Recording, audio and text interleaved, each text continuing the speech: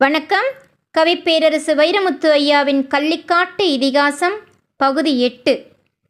மண்ணும் தண்ணியும் தாண்டா குடியானவன் கும்பிடுற சாமி, இது பேயத்தேவரின் கடவுட்கொள்கை. அன்று ஊரடி தோட்டத்தில் மிளகாய் நடவு.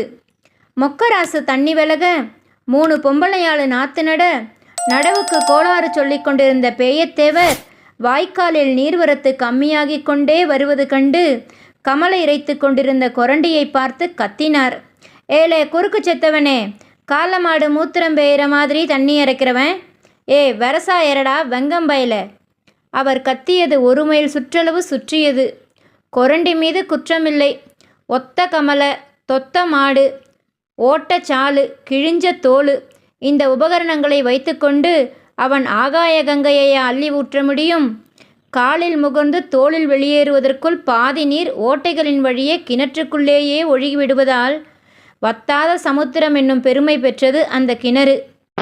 ஒரு நாத்தம் சேதவராம நடுங்காத்தா, எழுவனம்பட்டி தங்கையா பிள்ளைகிட்ட கடஞ்சொல்லி வாங்கிய அந்த நாத்து என்ற பேயத்தேவர் நாத்துகளுக்கிடையில் 1 ஜான் இடைவெளி இருக்கிறதா என்பதை கண்களாலேயே அளந்து கங்காணி வேலை பார்த்து கொண்டிருந்தார். மாமு, மிளகா நல்லா விளைஞ்சா நல்ல விலைக்கு விற்றா எனக்கு என்ன கொடுப்ப என்றாள் ஒரு நடவுக்காரி. 60 வயசானாலும் அக்குறும்பு குறையாத கிழவி.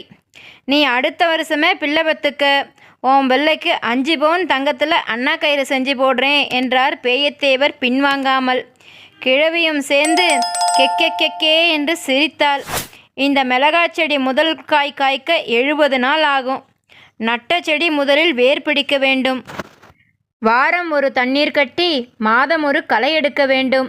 முன்வினை பயனாகவோ மூத்தோர் செய்த தர்மமாகவோ இந்த மிளகாய் செடி தலை குளிர வேர் நனைய மசமசவென்று ஒரு மழை பெய்ய வேண்டும். இவ்வளவும் இருந்தாலும் இடையில் சீக்கடிக்காமல் இருக்க வேண்டும். பிஞ்சிறங்கும் காலத்தில் சூறைக்காற்று வந்து நாட்டாமை பண்ணாமல் இருக்க வேண்டும். காய்த்து பழமாகி வாரம் ஒரு எடுப்பு எடுக்கும் காலத்தில் எடுக்கும் பழம் வெறுந்தோல் காட்டி சிரிக்காமல் விதை கட்டுமானமுள்ள பழமாக இருக்க வேண்டும். களத்தில் காயப்போடும்போது மழை நனைக்காமல் இருக்க வேண்டும். சாக்கு மூட்டை கட்டி சந்தைக்கு தூக்கி போனால் விலை இருக்க வேண்டும். அன்றைக்கு பார்த்து கடங்காரன் கண்ணில் படாமல் இருக்க வேண்டும். இதில் ஒன்று போனாலும் உள்ளதெல்லாம் போச்சு. சீட்டு விளையாட்டு தாயம் மட்டுமல்ல, விவசாயமும் ஒரு சூதாட்டம்தான். ஆட்டக்காரர்களில் எவனோ ஒருவன்தான் கெலிக்கிறான். வீட்டு உரலில் இருங்க சோளம் போட்டு இடித்து கொண்டிருந்தாள் செல்லத்தாயி. யாத்தே என்று அலறி உலக்கையை உதறி எறிந்துவிட்டு இடுப்பை பிடித்தபடி இருந்த இடத்தில் உட்கார்ந்தாள். என்னாச்சு தாயி? பற்றாத பச்சை விறகின் மீது சீமத்தண்ணி ஊற்றிக் கொண்டிருந்த முருகாயி ஓடி வந்து விழுந்தவளை அள்ளினாள். சுட்டெரிக்கும் வெயில் நேரம். நோயாளிகளையும் வயோதிகர்களையும் தவிர ஊரில் ஒரு ஈக்காக்கா குஞ்சு இல்லை. சேவலால் துரத்தப்பட்டதோடும் வெடக்கோழி சத்தம் தவிர வேறேதும் சத்தமில்லை. தரையில் உட்கார்ந்து சரிந்தவளை தன் இளைத்த மார்பில் தாங்கி எடுத்த முருகாயி இடுப்பு வலி வந்துவிட்டது என்பதை மட்டும் முகபாவத்தில் முனகளில் கண்டு கொண்டாள். பேயத்தேவர் வீட்டில் 2 அறை. இடப்பக்க அறைக்கு சாமி வீடு என்று பெயர். அசையாத நோயாளி அழகம்மா படுத்திருப்பது அந்த அறையில்தான். வலப்பக்க அறைதான் புழக்க அறை. தானியங்களும் தட்டுமுட்டி சாமான்களும் அடைத்தது போக அந்த அறையின் மிச்சமுள்ள பகுதிதான் அவர்களுக்கு அந்தப்புறம். செல்லத்தாயை கைத்தாங்களாய் அழைத்து கொண்டு தாழ்வாரம் ஏறி அறை அடைத்து சோள முட்டைகளுக்கும் பருத்தி பஞ்சுக்கும் விதைகளுக்கும் மத்தியில் தரையில் படுக்க வைத்து உள்ளே கொக்கரித்து கொண்டிருந்த கோழிகளை சூ என்று விரட்டினாள் முருகாயி. யாத்தே, வலி விண்ணு தெரிக்குதே, உசுறு போகுதே. செல்லத்தாயி துடித்தாள். முருகாயி ஒன்றும் பரபரப்பாகவில்லை, படபடப்பும் காட்டவில்லை. அவள்தான் பிள்ளை பெற்றுக்கொள்ளவில்லையே தவிர அவள் பார்க்காத பேறுகாலமா?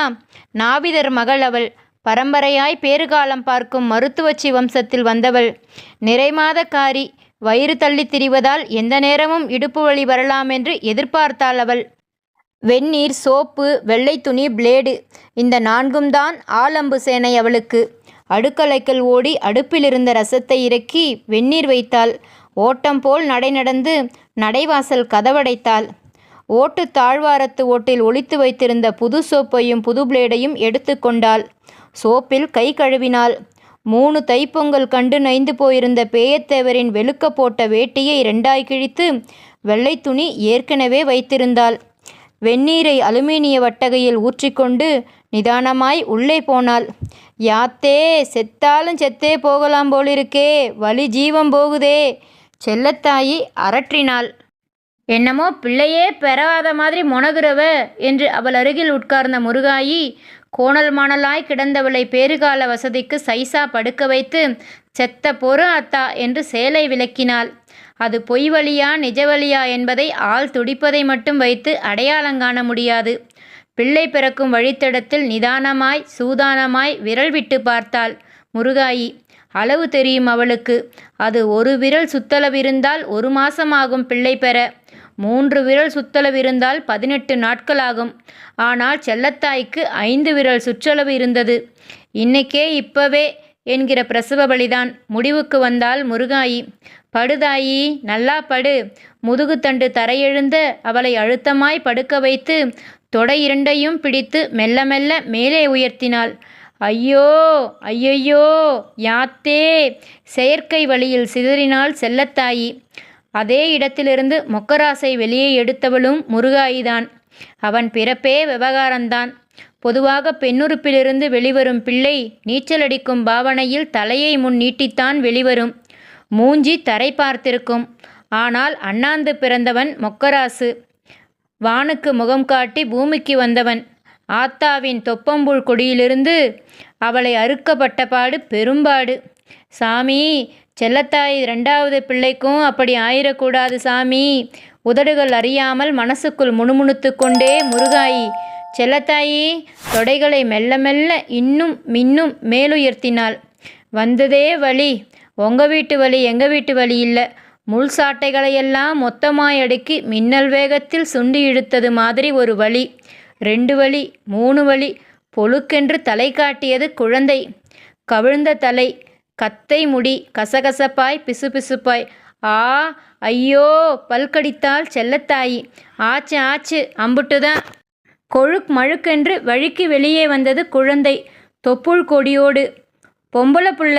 குழந்தையை எடுத்து இடக்கையால் தலை தாங்கி ஆறியிருந்த வெந்நீரை அள்ளி பச்சென்று அடித்தாள் பச்சை குழந்தை முகத்தில். சிலிர்ப்பு காட்டியது பூமிக்கு வந்த புதிய ஜீவன். அழுத்தமான கழுத. அழுகுதா பாரு. சின்ன கழுதைக்கு முருகாயி கொடுத்த முதல் பாராட்டு. குழந்தையின் வாய்க்குள் விரல் விட்டு அக்கி எடுத்தாள். வெள்ளை துணியால் மேனி துடைத்தாள். தலைகீழாய் பிடித்து கொஞ்ச நேரம் குழந்தையை அழவிட்டாள். லேசாய் தலையுயர்த்திய செல்லத்தாயி, பொம்பளை பிள்ளையா என்று சலித்து மீண்டும் தலை சாய்த்தாள். பிளேடை எங்க வச்சேன்? செல்லத்தாயை உதறிய உதறலில் அது சோள மூட்டைக்கு அடியில் கிடந்தது. குழந்தையை சாய்க்காமல் தான் மட்டும் சாய்த்து அதை எக்கி எடுத்தாள் முருகாயி. 4 விரல்கடை விட்டு தொப்புள் கொடியறுத்து முடி போட்டாள். தாயும் சேயும் நலம். வீட்டில் என்னவோ ஏதோவென்று நிலைமறைந்து நின்ற கோழிகள் முடிவு சுபம் என்ற சூழலறிந்து எந்த இடத்தில் விட்டனவோ அந்த இடத்திலிருந்து மீண்டும் கொக்கரிக்க ஆரம்பித்தன. ஏலே மொக்கராசு, உனக்கு தங்கச்சி பிறந்திருக்காமாடா, முருகாயி சொல்லிவிட்டுச்சு. பாவாடையில் கட்டியிருந்த பச்சரிசியை கடைவாயில் அதக்கி மாவாக அரைத்து கொண்டே ஊரடி தோட்டத்து வரப்பில் நின்று சத்தம் போட்டு சொல்லிவிட்டு போனாள் ஊளமுக்கி. தண்ணீர் விலகி கொண்டிருந்த மொக்கராசு அந்த செய்தி கேட்டு வருத்தமோ மகிழ்ச்சியோ காட்டாமல் பேயத்தேவர் முகத்தை பார்த்தான். நெருக்கி நடப்பட்ட மிளகாய் நாற்றுகளை மீண்டும் பிடுங்கி இடைவெளி விட்டு நட்டுக்கொண்டே, செல்லத்தாயை கரை சேர்க்கறதுக்குள்ளேயே ஜெம்மம் முடிஞ்சிரும் போலிருக்கு. இதில் செல்லத்தாயி மக வேறையா? சரி பார்ப்போம். உடம்புல உசுறு இருக்கு, உழைக்க தெம்பு இருக்கு, உச்சியில் சாமி இருக்கு என்று பெருமூச்சு விட்டுக்கொண்டே பேயத்தேவர்.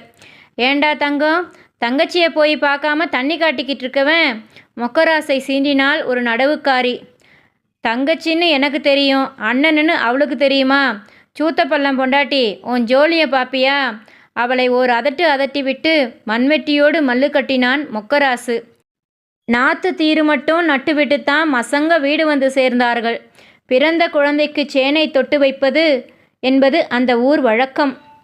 வசம்பின் நுனியில் எண்ணெய் தொட்டு குழந்தையின் வாயில் 3 முறை வைப்பார்கள் மூத்தவர்கள். ஒவ்வொரு முறை தொட்டு வைக்கும் போதும் ஓம்புத்தி போய் ஏம்புத்தி வா என்று சொல்லி சொல்லி வைப்பது மரபு. அன்று விளக்கேற்றியதும் எல்லோரும் சேனை தொட்டு வைக்க ஆரம்பித்தார்கள். கடைசியில் பேயத்தேவரை தொட்டு வைக்கச் சொன்னால் முருகாயி. என் புத்தியை விட சீக்கா கிடக்காளே அவங்க அம்மத்தா, அவ புத்தி தான் நல்ல புத்தி. காய்த்து பழுப்பேறி கரடுமுரடாய் இருந்த தன் கரங்களில் அந்த இளந்தளிரை ஏந்தி கொண்டு மனைவியிடம் போனார். அழகம்மா, அழகு, கண்ணமொழி, யாரு இது, யாருன்னு பாரு. அசைய சக்தியற்றவளாய், இமைத்திறக்கவும் திராணியற்றவளாய் கயிற்றுக்கட்டலில் கிடந்த அழகம்மாள் புஸ்ஸென்று முனகினாள். குழந்தை முகத்தில் வெளிச்சம் படும்படி லாந்தரை உயர்த்தி பிடிக்க முருகாயி, உனக்கு பேத்தி பிறந்திருக்கா தாயி, உங்க வம்ச லட்சணத்தோட என்று உசுப்பினாள். தன் கையருகே குழந்தையை கொண்டு வருமாறு அவள் முனகியது கேட்டு குனிந்து குழந்தையை தாழ்த்தினார் பேயத்தேவர். குழந்தையும் கண் திறக்கவில்லை, அவளும் கண் திறக்கவில்லை. ஆனால் சக்தியில்லாத கைகளை அவள் தன் குலவிளக்கை தடவி தடவி பார்த்தாள் அழகம்மாள். சிலிர்த்தாள், பரவசமானாள், கண்ணீர் வராமல் அழுதாள். வெளியே வந்தபோது நிலைப்படி தடுக்கி லாந்தரோடு தடுமாறினாள் முருகாயி. தடுமாறியவளை தாங்கி பிடித்து லாந்தரை வாங்குகிற சாக்கில் வாங்கி அதை சற்றே உயர்த்தி தங்கச்சி முகம் பார்த்தான் மொக்கராசு. மனசில் ஏதோ ஒன்று, அது என்ன? கலங்கமில்லாத உசுறு. இவளை எப்படி உறவு சொல்வது? உடன் பிறந்த தங்கச்சியா, ஒன்றுவிட்ட தங்கச்சியா? ஏந்தாயி, புள்ள பிறந்து 9 நாள் ஆச்சு. பெத்த புள்ள கருப்பா சவப்பான்னு கூட உன் புருஷன் எட்டி பார்க்கலையே. எப்போ வருவான் அந்த ஆளு? பச்சை உடம்புக்காரிக்கு கருப்பட்டியில் பூடு கலந்து கொண்டே பேச்சு வாக்கில் கேட்டார் பேயத்தேவர். அது வராது என்றாள் செல்லத்தாயி. ஏந்தாயி, அதை சொல்லிவிட்டதை சொல்கிறேன். பிள்ளைய தூக்கியாந்தா 10 பவுனோட வா, இல்லாட்டி நெல்லை போட்டு பிள்ளைய கொள்ளு, நீ மட்டும் வா. ஆடிப்போன பேயத்தேவர் அதிர்ந்து போய் கேட்டார். நீ என்ன சொன்ன? நான் என்னத்தை சொல்ல? பெத்த பிள்ளையோ செத்த பிள்ளையோ, அது பேயத்தேவன் பெரியாம்பளை கையில் இருக்குன்னே. அழுத்தி பிடித்த நெஞ்சோடு சுவரில் அப்படியே சாய்ந்தார் பேயத்தேவர். அவர் முதுகில் நசுங்கத் தெரிந்த பல்லியொன்று பயந்தோடியது. கள்ளிக்காட்டு இதிகாசம் தொடரும். இணைந்திருங்கள். நன்றி, வணக்கம்.